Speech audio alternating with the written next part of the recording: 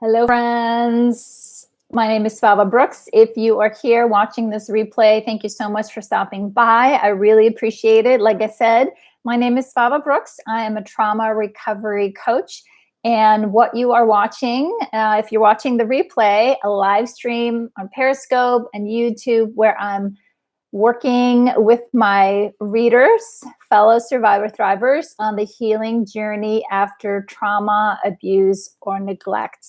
I love to hang out here Tuesdays and Thursdays, 4 p.m. Pacific Standard Time, interacting, asking questions about recovery. I'm a trauma survivor myself, been on this journey for a long time, and I'm happy to inspire, empower, uplift anybody who is looking for support, the tools, the encouragement, the empowerment, because I do believe, my friends, that we already come fully equipped, hardwired with all the things that we need to heal and restore. So if you're watching, thanks again. And if you're here live, please say hello, hello, hello, hello. Please let me know that you're here. Let me know where you're from.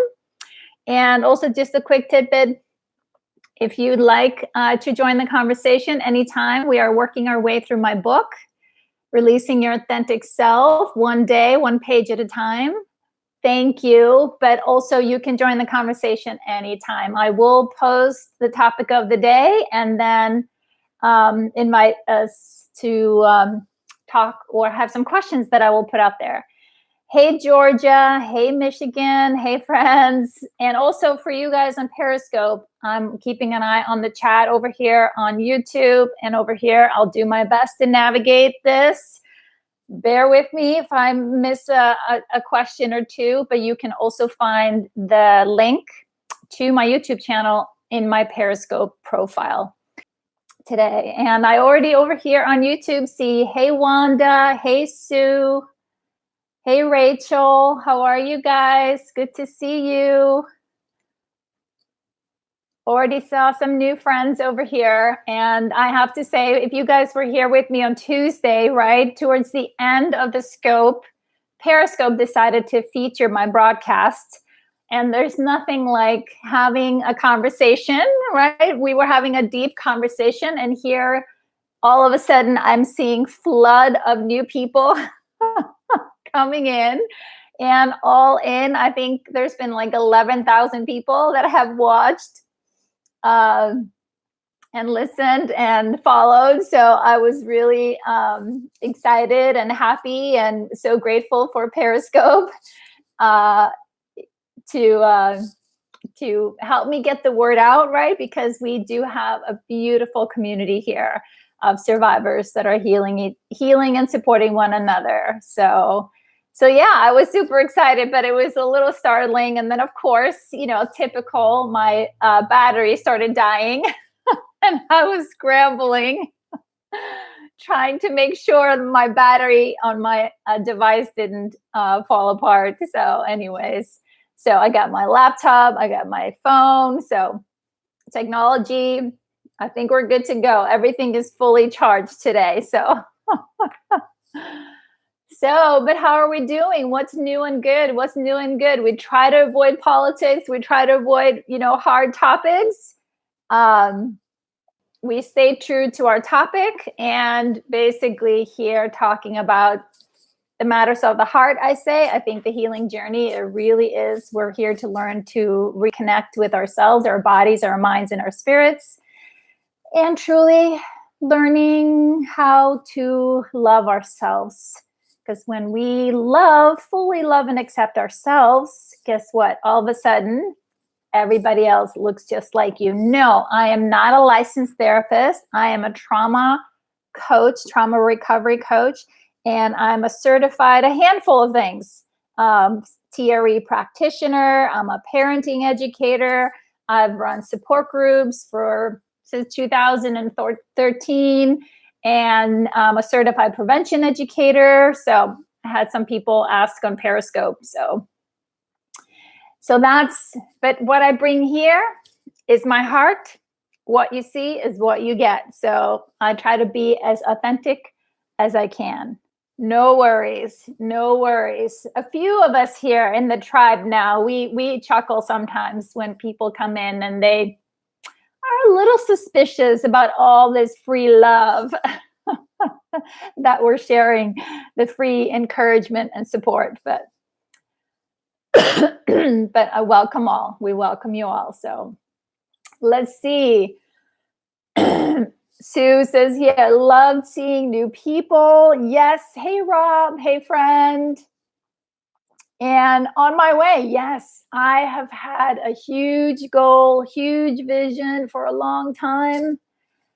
I want to reach 1 million people, 1 million survivors, with a message that we can heal, that we can restore, because I do absolutely believe that we can do that. So Sue says, today's my 31st day, and I've already learned so much from you all. I can't thank you enough for all the kindness and the support. Yes, that's it, right? Being in our group. And for anybody else that's listening, we do have a closed Facebook group where I post the page of the day from the book, and then group members share their journal entries. And so that's what Sue is referring to. It's kind of like having 24/7 support in that place. There's always somebody on. So if you are struggling, and you can jump in there and reach out, right? And I know that was such a huge support for me all those years ago when I started my healing. My journey was having way back then, before the internet, but I had 10 women on speed dial. So if I was having a tough day, I could go down the list until I could get someone on the line just to hold the space for me if I was struggling. So we're doing our best. I'm not canceling. I'm doing a local TRE group tomorrow night in the studio. I'm asking everybody only to come if they feel healthy, right? And it's a very small group. And also we are in the studio is teeny tiny. And so I'm not going to cancel that. I know I have a handful of people that are coming and they're looking forward to it. So sticking with that schedule. All right, friends. That's right, Rob. We have learned a lot from you too. A lot from you too. And that's it. In a community, we heal and learn from each other. There's so much wisdom that comes from our lived experience, as hard as it may have been and still can be hard, right? Healing, like I said, is not for wussies. This is hard stuff. This is really,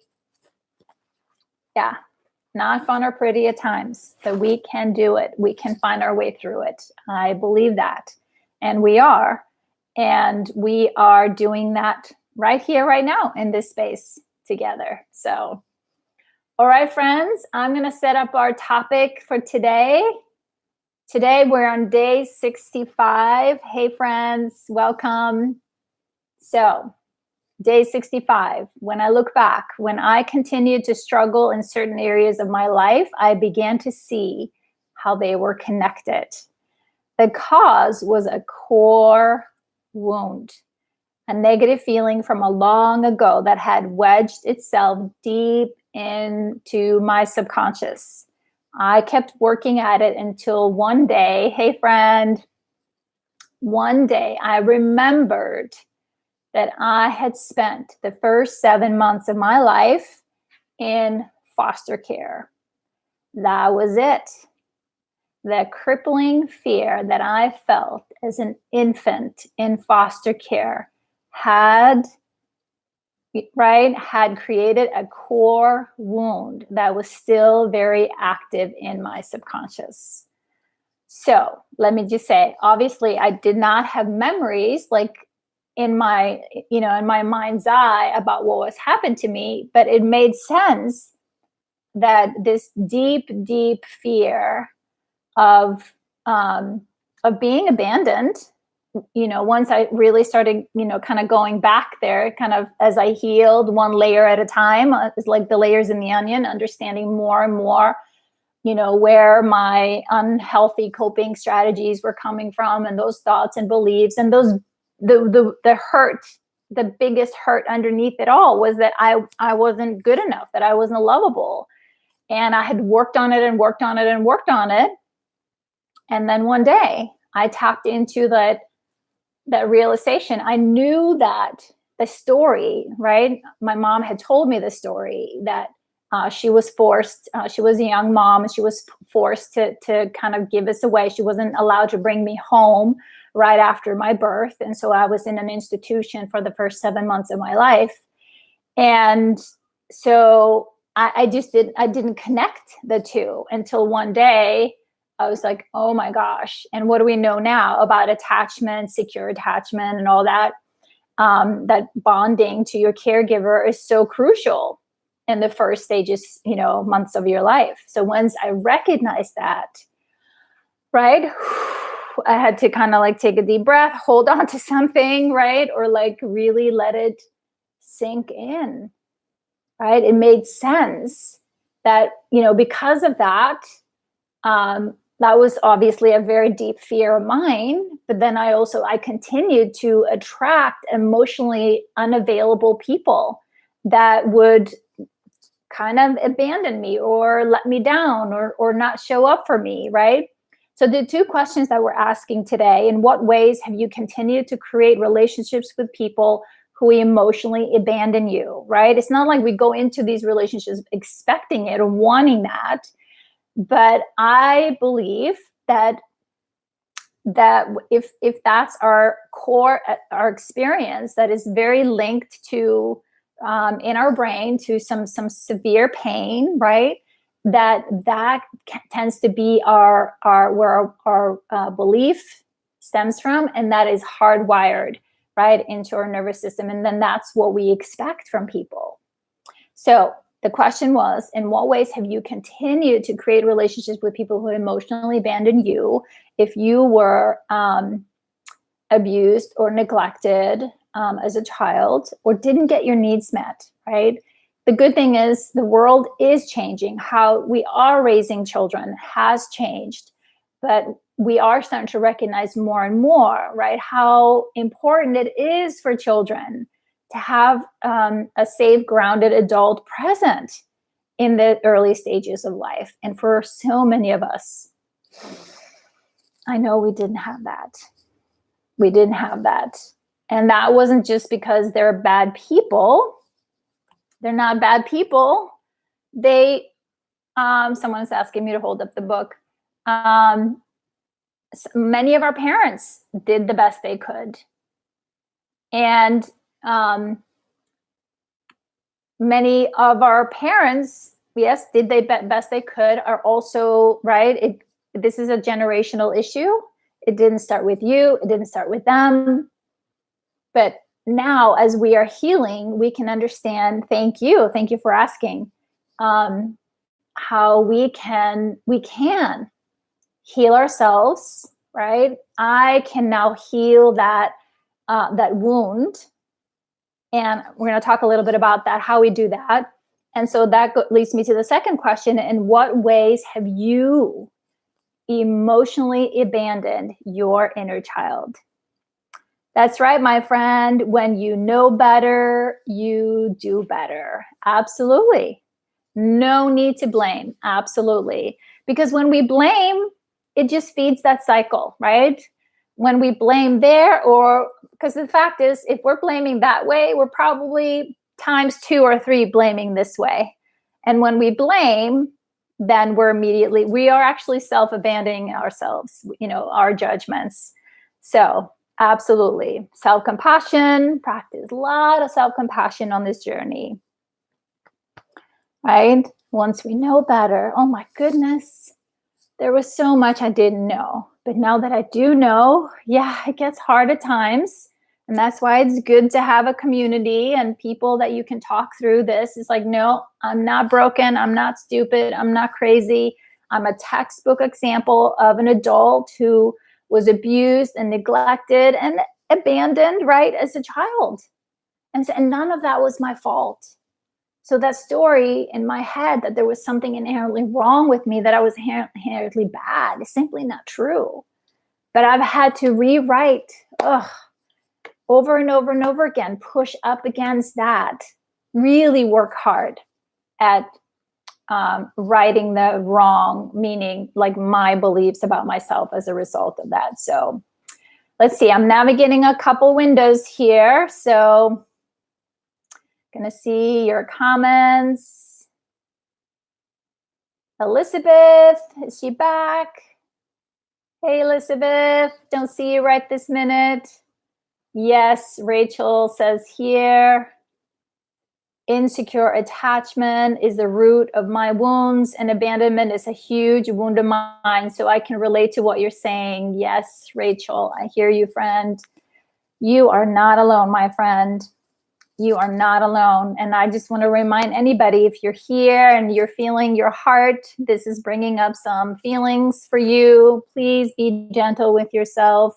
Maybe you can take really good care of yourself and what's happening inside of your body. Breathe through it. Do your best to stay grounded. Feel your feet on the floor. Maybe even do a little tapping, right? Tap, tap, tap, tap, tap, tap. Even though, right? Even though I was abandoned, even though I was abused, even though this conversation is hard to hear, oof, right?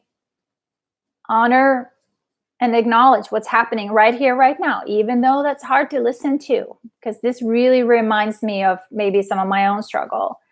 I still love and accept myself, right? Or this is really hard to hear. And you can tap, tap, tap, go through the steps. Whew. It's amazing. Just tapping here a few times helps my body to...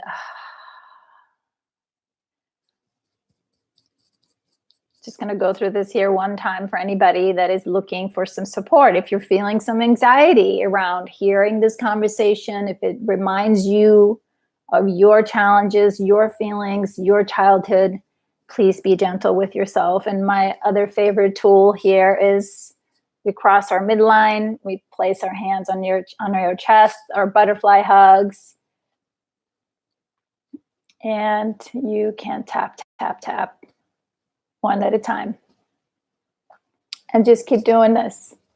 It helps. It helps.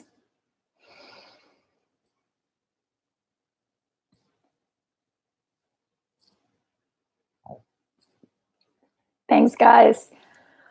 Thanks for the hearts. I appreciate that. All right. I'm going to turn back to the Facebook page here and share. Thank you, friends. Few of you shared today some beautiful comments to the questions today. So to our new people on the Facebook group, the participants there have given me permission to share their journal entry for today. Allergy season here.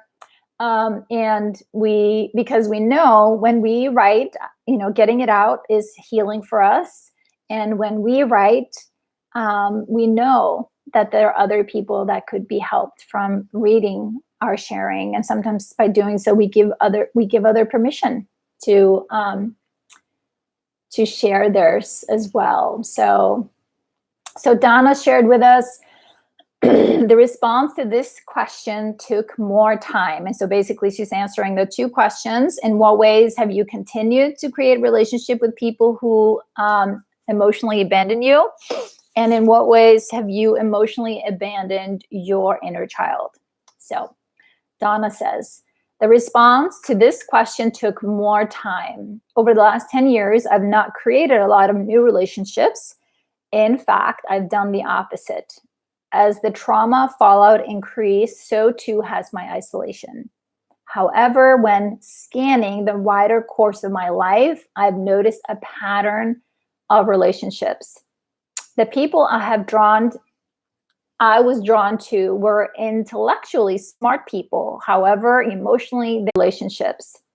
The people I was drawn to were intellectually smart people. However, emotionally unsafe person. That's such great awareness, Donna. Such great awareness. And I can relate. Anybody else relate to that? So show of hands or thumbs up If you can relate to that, right? The closer we become to people, the more we recognize that doesn't feel safe, right? Especially if we expected the person closest to us to hurt us. That was the case for me. The person who was supposed to keep me safe, my caregivers who were supposed to make sure I wasn't being hurt. But when that was the case, then that is what we expect. So as we let people closer to us, also immediately, the person no longer is safe. They know too much. So I hear you, Donna. She goes on to say, this perpetuated my pattern of self-imposed isolation when experiencing difficulties. By doing this, I continue to the learning model of shaming and abandoning my inner child. I hear you, Donna. I hear you, my friend. She says, by abandoning my inner child, I repeat my mother's behavior towards myself. Emotions aren't acceptable unless they are hers and she sanctions them. I just read a Buddhist quote that seems very appropriate. The ego shops in strange places for approval. Yes, my friend. Yes, absolutely. And remember, a handful of us here have gone through, I teach an 8-week mindfulness course. And if we think about what we learned about the ego, right? A little bit of ego, healthy ego is helpful, useful. It's kind of how we, have an image of ourselves. Yes, right? You're getting some some thank yous here, Donna, for sharing on Periscope. But your ego, right? Your ego is more interested in the story of who you are than who you actually are, right? Because the ego is always interested in more, better. It's always the comparing. But the ego isn't really interested in the truth of who you are, right? The truth of, we are all the same, that we all struggle. The ego is all focused on the outside for approval. And when we start to go inside and show up for ourselves, right, to validate our own feelings, to be there for ourselves and recognize that we are loved, and we practice that through our connection to spirit, through self-care, self-compassion, and mindfulness, then, right, the ego loses its control in a way, and so does our feelings of abandonment. So, excuse me, friends, I'm going to have to clear my throat here.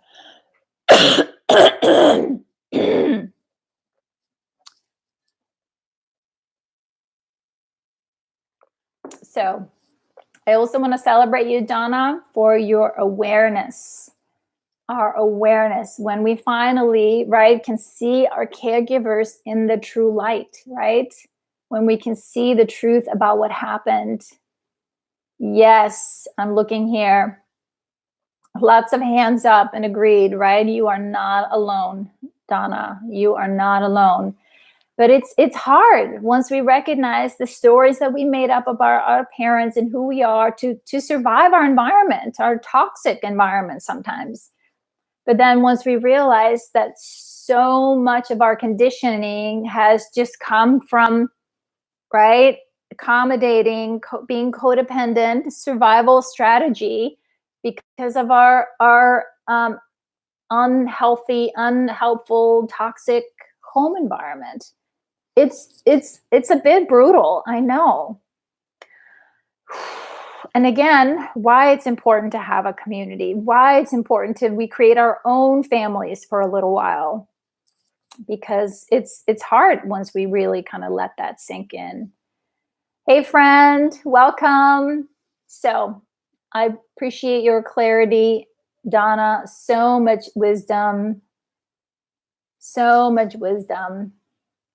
And you're doing a beautiful job of supporting yourself, recognizing, yes, maybe I'm struggling with being there for my inner child right now, but I'm slowly learning to do better as you know better. So our friend here is asking, how does someone recognize that they are traumatized? So I would love to hear from our community. How did we recognize that we have been traumatized? What are some of the symptoms? Right? I would love to hear the community answer that question. While I'm going to turn back to the Facebook page. Excuse me, guys. This is not my usual to be coughing so much. So our Periscope friend says overprotective. Yep, we can become overprotective. Absolutely. Anybody else? Like I said, I'll come right back to it, but it's such a good question because it can show up a little differently for different people. So let's see here. Sue S shared with us her response to our 2 questions today. She says, emotionally empty relationships are a norm for me. My marriage is the biggest one. I have been emotionally abandoned the entire time and made to feel my emotions are ridiculous and absurd because my spouse has no emotions at all. And sometimes I wonder if he even has a heart. I'm sorry to hear that, Sue. I'm sorry, my friend. She goes on to say, I've been on my knees in front of him, bawling my eyes out, asking to be heard, and he just stares at me with a blank look, leaving me feeling so alone in my heart and soul that I've often wondered if I were crazy for feeling anything at all. My friend, that is hard. That is so hard.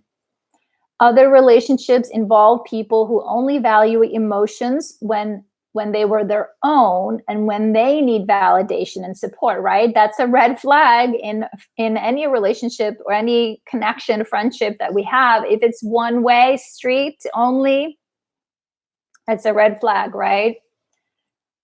She goes on to say, if I express what I'm feeling and ask for help, I'm told I'm weak and I just seek attention. If I meet new people and I'm considering a relationship, I don't have high expectations of emotional readiness and empathy.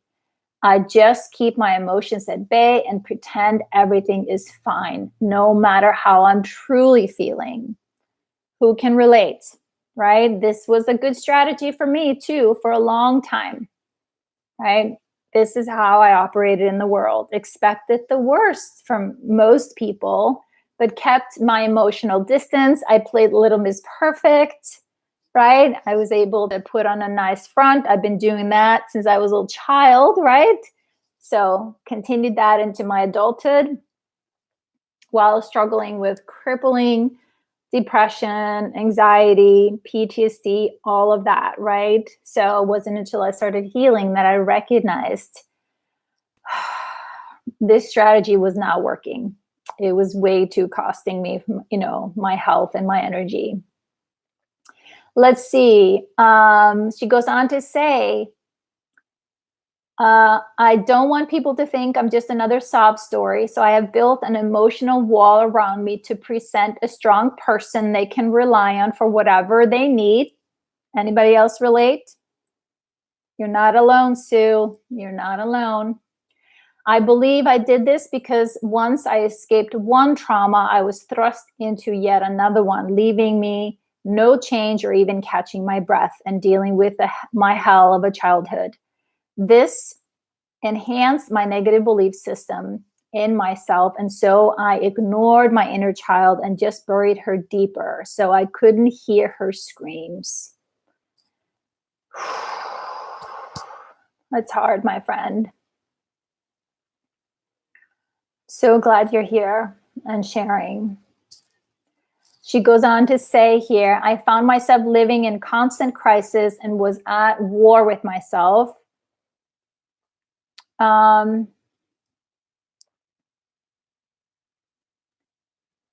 I was an adult now who was going through a trauma that I just couldn't bear because I didn't have the coping skills usually learned in childhood. I was out of control and lashing out at the world that had continued to be so cruel to me. I deserved this hell because I just never got better. In so many ways, it was worse, and something had to be wrong with me, or why wouldn't it have continued, especially at the hands of people outside of my family. It was a puzzle, and too many important pieces were missing from the very beginning. With no solid foundation, of course, I crumbled. My inner child was left behind, discarded, and left to dwell in all that pain alone until now. Beautiful, Sue. So much wisdom here, my friend. First of all, I just want to say I am so, so sorry, right? You have been through a lot, my friend. You have been through a lot. So I hope you are being gentle with yourself. We are so glad that you are here in our safe space to process. You have so much clarity, so much awareness, so much understanding, right? These are all the important pieces in the beginning that we can kind of lay out as a foundation. And now you are found a support system. All of us are circled around you because, right, once we know all this, then we slowly have to start lowering ourselves into our hearts, into our bodies, right, in there to that little girl, to in some ways to go fetch her, to give your love and attention to her, so she, right, you can become the mother and the protector that she needed, and to remind her that no matter what these people do out here, you are never going to leave her. No matter how afraid she is that she's going to be abandoned, you are not going anywhere. And if anything, right, all these scenarios she's going to bring up from the past to remind you of how bad she was, that this is why she's not worthy of love, that you're going to keep showing up. It's like, hey, baby girl, I can feel you. I can hear you. I know that's how you feel, but I am here now. I am here now. And let her feel, right, that warmth, the simple act of you placing your hand on your heart and letting her feel that warmth on your body, right? Because she's in there listening, she's making notes, right? And you can tell her, it's like, hey, baby girl, I just didn't know. But now that I know, I'm here now, and I'm doing my best to tend to you and to come and be here for you as much as we can. You matter. You're important to me. So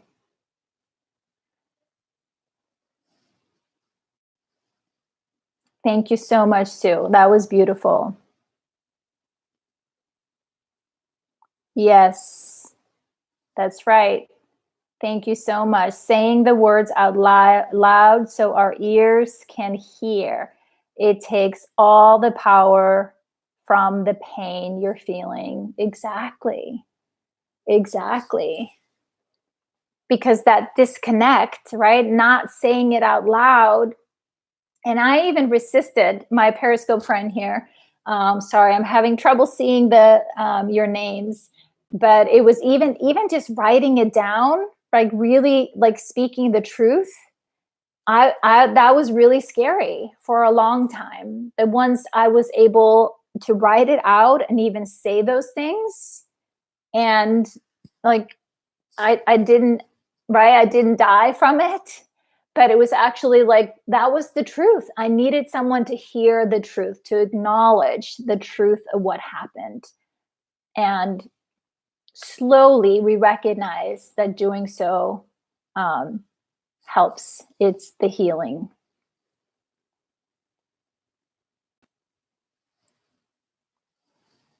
So that's probably why a toxic person doesn't want to ever say or acknowledge any wrongdoings. Yes, exactly.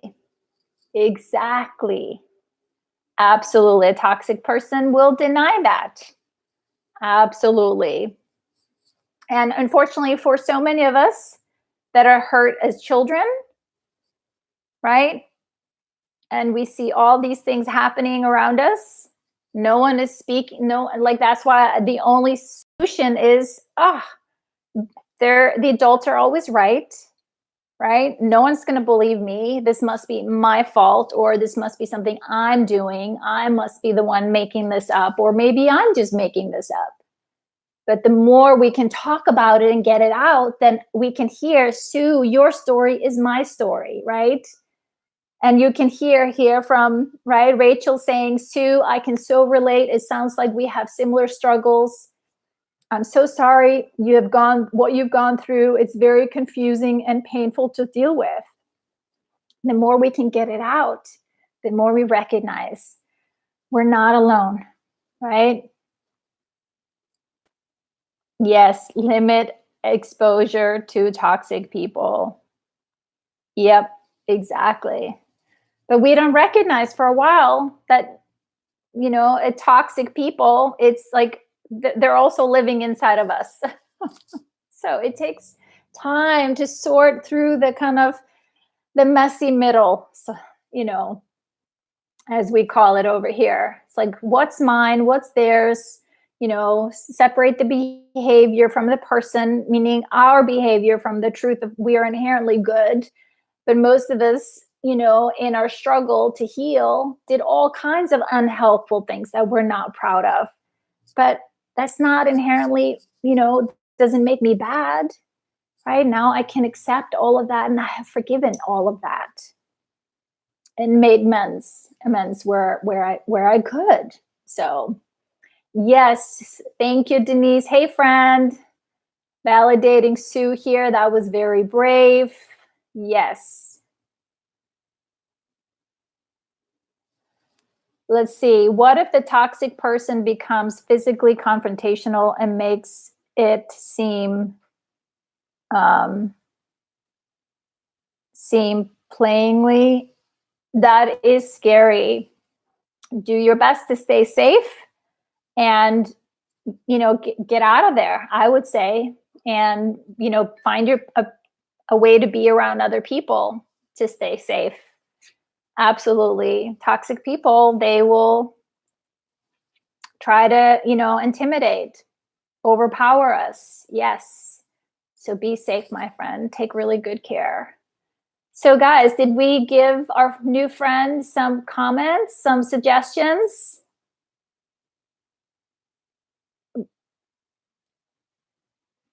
He asked, how do we know we've been traumatized?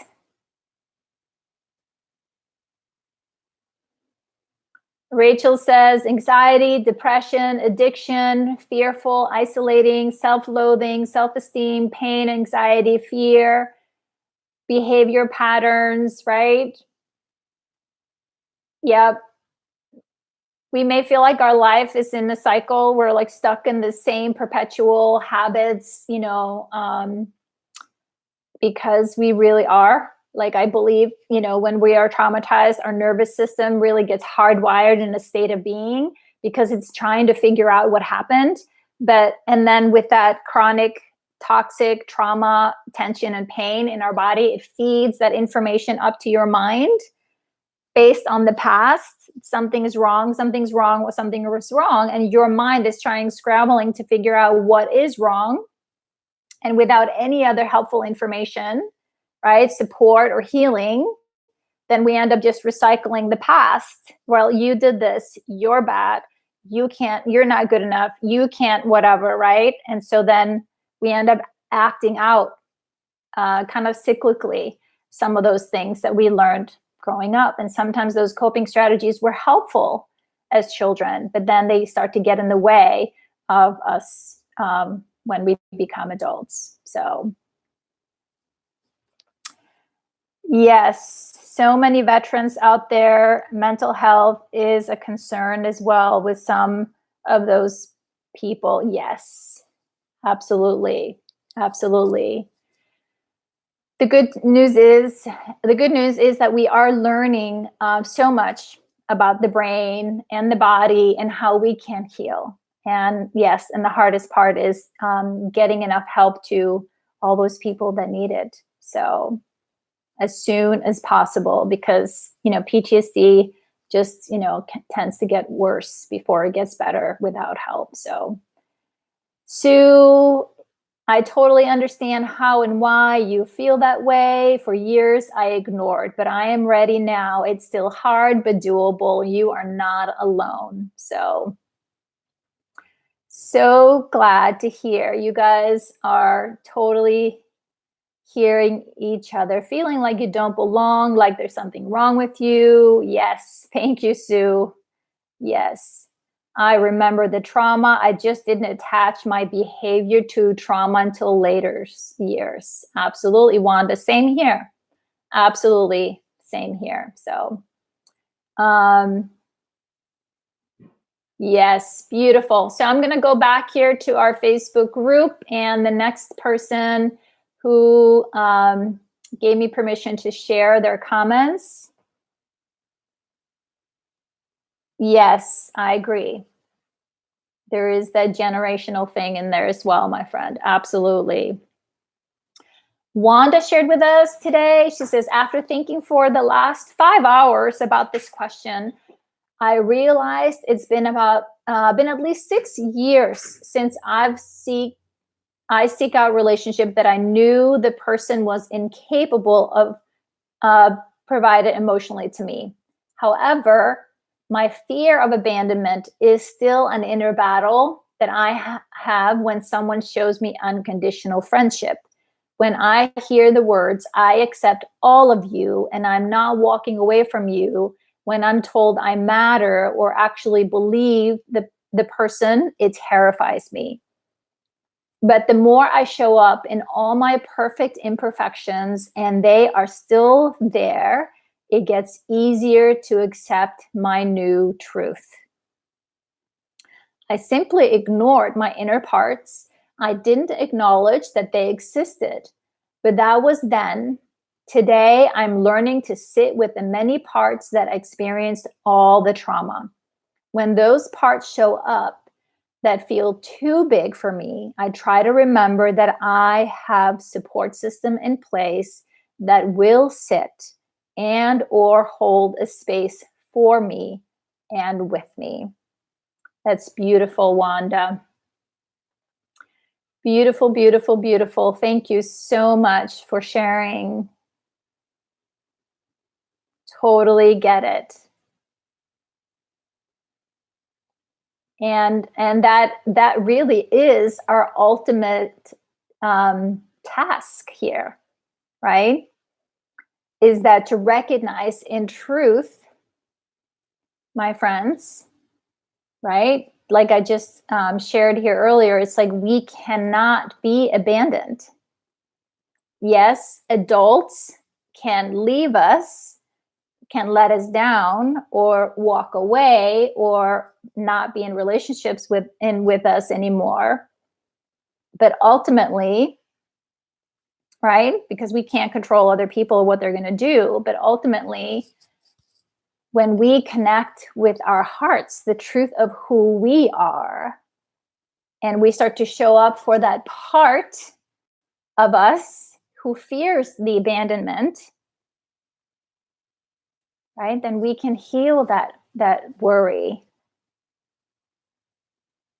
that pain, and learn to sit with ourselves. Yes, feeling alone is a terrible place to be. And that's that I'm gonna tag on that, Sue. You said feeling alone, right? It's the feeling that you are alone. But the truth is, you are not alone. And I'm going to tap into spirituality right here. My healing journey has led me to, a spiritual journey where I am deeply connected to my heart, and to source or God, which is, to me, that's deep connection to love, that we are loved, that we're all loved. And when you learn to call in that connection, right, slowly, not to say that it wasn't easy at all. It was hard as heck in the beginning, because I had all these stories, all these reasons, all these, right, those horrid memories about, when I was alone, that I didn't matter, that I wasn't good enough, that each time that my inner child and my wounded self, my shadow self, would bring me all those facts, those stories, or those horrid feelings, it was an invitation to then, okay, sweet girl, I get it. You're absolutely right. You're absolutely right. I was here. I was there. I remember. You're not making this up. But I'm not going to take, right? We're not going to control or try to draw this from other people. I'm not going to hand you, my inner child, to other people to love. I'm not going to hand you to my, my partner or my children or my friends or my coworkers or whatever.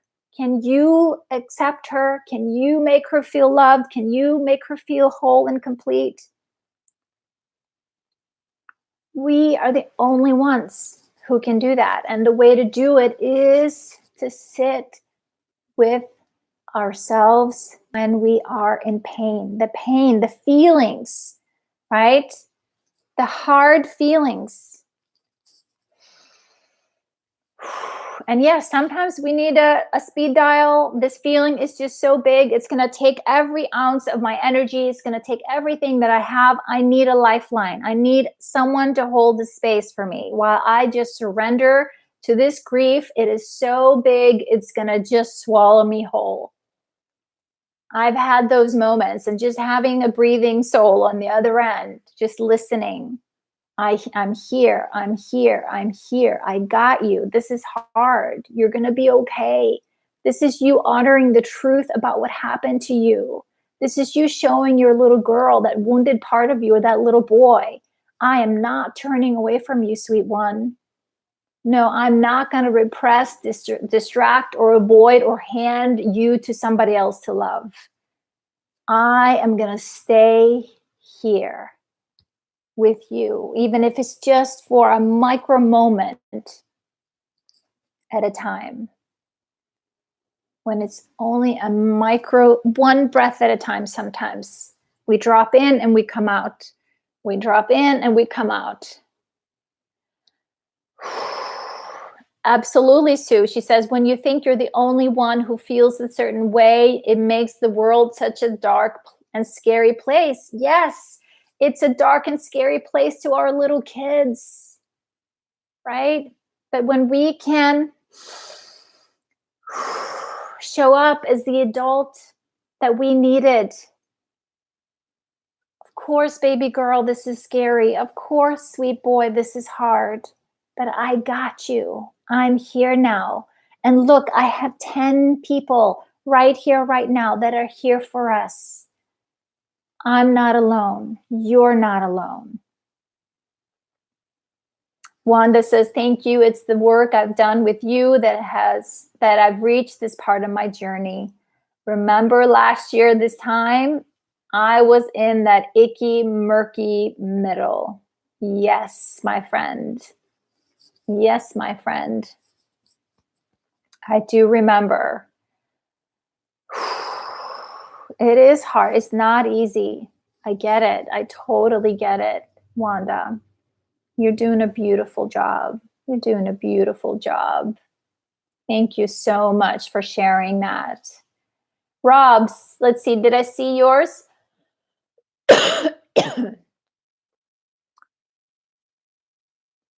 Rob, was yours tagged on to Sue's? I don't want to share here without your permission.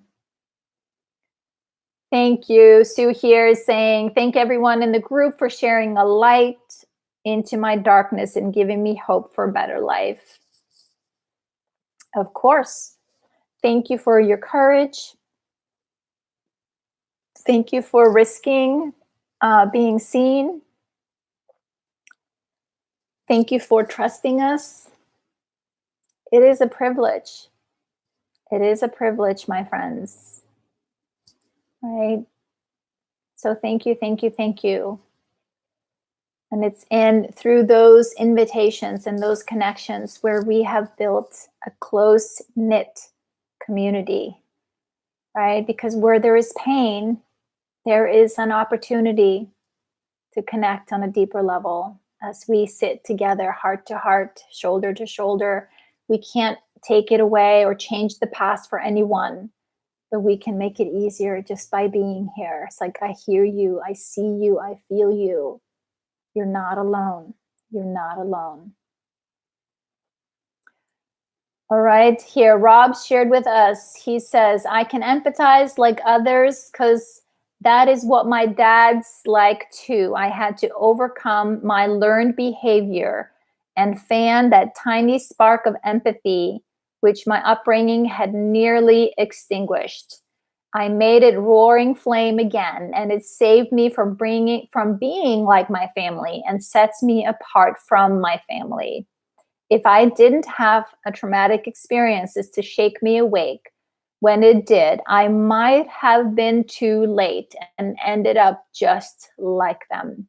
So I salute you for being you and having that spirit of until now, because it's never too late. Thank you, Rob. Thank you, Rob, so much, my friend. You touch upon a couple things here. It is so important that we find a way to separate ourselves. Okay, I think I found it, Rob, right? To separate, right? We are not like our family. Like, right? For most of us, what petrified me the most, like, oh my God, I'm just like, the worst things about my family. Some of those habits did show up, but once I caught on to them, I'm like, no, I'm not doing that. I can stop. I can make different choices. And I'm not like them. Exactly. It was so wise, my friend. And to also recognize, yes, the hurt was devastating, that trauma. But for you, and I can speak for myself, I will not speak for anybody else, but the hurt that I've been through in my life broke my heart open in ways that I never would have otherwise. Right? So my healing journey has been a blessing for me. And I'm incredibly grateful for all the struggles that I had to go through to get here. And so I get what you're saying, Rob. And I hear you and I see you and I celebrate you, my friend, right? Right? It's that silver lining. Most of us here in this space, if you are hanging out talking about this or listening, chances are that you're the rebel in your family who is rocking the boat a little bit, who is, raising up some flags and pushing some buttons, maybe starting to speak the truth, and maybe for generations or maybe this or multiple generations, like, no, we do not speak about this. We do not talk about these things. This is just how it is. And this is how it's always going to be, right? That crazy making thing. So if you're here, chances are you are not just here for you, but you are breaking a cycle that has been going on for multiple generations. So for that, I celebrate you. I honor you. I thank you. Because this world needs an army of us that are starting to speak up, speak the truth, and speak from the heart, right? Absolutely. Sue says, I must admit it's a lot easier to share oneself online and not fear the judgment you can get face to face. I know I couldn't share like this in a normal group. I feel safe here. I celebrate that, Sue. I absolutely hear you on that one. And that's where the online platform, in whichever way you are connecting, is so powerful, for many of us, it's the first step. When I started leading support groups online, because I did face-to-face support groups in San Diego and Southern California when I lived there at a local crisis center. And then I was asked by a private company to do them online. They did 12-step groups, all kinds of 12-step groups, for addiction recovery. And they recognized that so many people online in those groups were survivors of sexual abuse or sexual trauma. And so they asked me to run those meetings. And I was a little skeptical in the beginning. I was like, I don't know about that. But I'm like, hey, you guys know me. I'll try anything. There's a need. Hey, I'll go do it. I'll see what happens. And it worked. And it's actually because we have that buffer. It's because, okay, I can go online from the safety of my own home. These people don't have to see me. That I can explore, open up, and letting out some of this hurt and some of these words and some of those thoughts and these beliefs. And when we see that other people recognize and identify with them, it's like all of a sudden we're not so alone anymore. So I say the online is a step of the process, because what we practice here, and that's also why I do video with my clients one-on-one when I do coaching. Because I know it helps you to see me and for me to see you. That's like the next step. And then after a while, the things that you learn about yourself and you practice new behaviors and beliefs about yourself, you can start to take it out into the real world, right? So, but I hear you, Sue. And this is, again, why I'm a huge fan of online communities like this one, because I know for a lot of people, there's not a lot of groups out there, but for a lot of people, this is the beginning. This is a starting point. And I do have to say there is a huge growth in them, but sometimes they're the best kept secret. So, but I am glad you guys found us here and that you're here and sharing your healing journey with us. Let's see, Rachel is saying, I wish there was a face-to-face support group near me, not for addiction, but healing from trauma in general. I hear you. I hear you. I hear you. But, maybe Rachel, maybe you'll start one. Maybe you'll be that person who will start a group in your community when you're ready. So that's the other thing that I also see. I can't tell you how many survivors who have hung out here with me for a little while, and then they have gone on and become coaches and started running support groups for other people. That's how we pay it forward, my friends. So, well, we're wrapping it up here. This hour went by really fast. I hope I didn't miss anybody. I tried to scroll down through everybody's comments. I so appreciate you guys all showing up here for each other. Right? This journey is way harder when we're alone. And so much of our trauma thinking is that we are alone. Trauma isolates us. It disconnects us even from our body and our feelings and our awareness of ourselves. So the more we can come into a place where we can relate, recognize that what other people are saying is basically our story. I mean, I read your guys' comments and I see myself in all of them. So, and if we see ourselves in our past, we can also see each other's in our healing, in our futures. So, but with that, I pulled a card for us today, like I do every day. We are here today. One day she woke up and decided to be happy. So I don't know if that's the card that you needed to see today. If this was your reminder. And my gentle reminder to all of you, my friends, is that when we feel the worry of being abandoned, about being left alone, how can you start by showing up for yourself? right? And that begins yourself is this body, right? Even if it's just a simple hand on your heart, you're feeling your warmth, the support from your hand on your body. I'm here, I'm here, I'm here. Drop inside. What is the feeling? What is the fear? Thanks, friends. What is the feeling? What is the fear? How can I be here for you? How can I be here for you?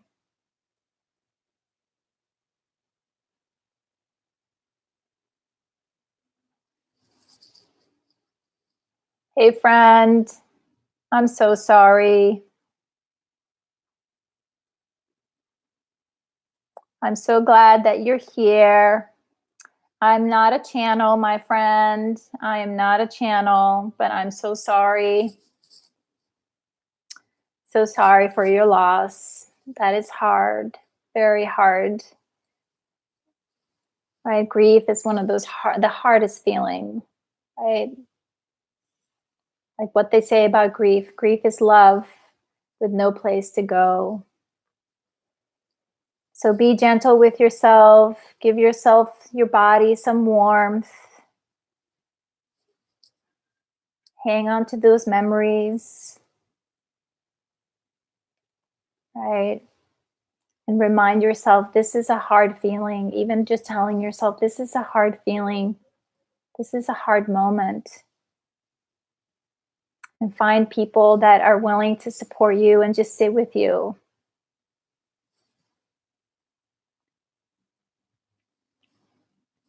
Hey, friend.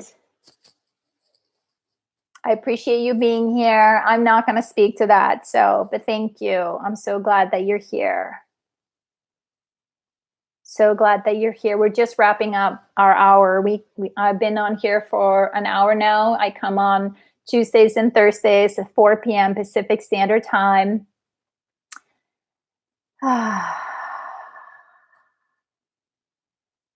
I'm just feeling the love flowing from my heart to all of you guys. To all of you guys, in gratitude and appreciation for how you all show up here for each other. Remind each other we're not alone. We got this. We got this. And I hope you come back and join the conversation here on Tuesday. I'll be back here on Tuesday, 4 p.m. Pacific Standard Time. And thank you so much to my Periscope friends for the hearts. I appreciate those. And over here on YouTube, the thumbs up. I really appreciate that. Helps to get the word out. Thank you, thank you, thank you. And to my Periscope friends, if you're curious about my YouTube channel, the link is in my Periscope profile. A lot of the chat that goes on is over here on the screen on YouTube, but I'm doing my best to navigate 2 live streams at the same time. And again, like I said, I have my books available on Amazon or Kindle, or you can learn more about me, svavabrooks.com. And also, if you look me up on social media, I do have one closed Facebook group that has about 900 people in it. It's free. And then I have a smaller group for the readers of Releasing Your Authentic Self, where we do a little deeper engagement and journal and sharing. So with that, my friends, have a beautiful weekend. Be gentle with yourself. Stay healthy. And thank you. Stay healthy and do something that sparks joy. Good night, Denise. Good to see you, my friend. So good night, everybody. I know Sue P was recovering from the dentist, and so she's not here, but anybody else that watches the replay. Thank you, thank you, thank you, friends. Have a beautiful weekend.